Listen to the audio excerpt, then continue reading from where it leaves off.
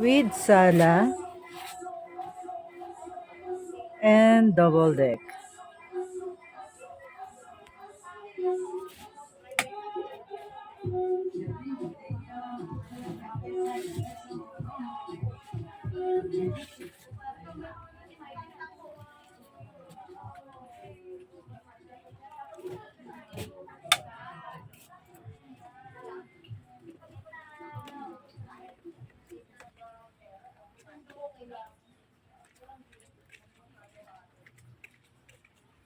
Second cabin,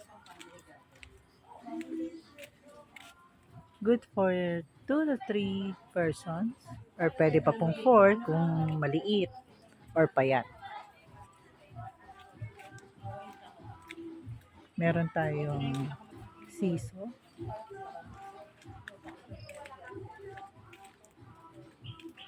And then third cabin.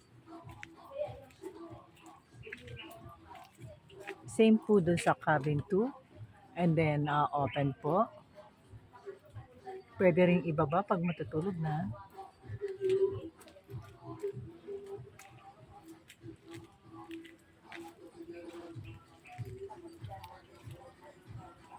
Meron din po doon sa taas.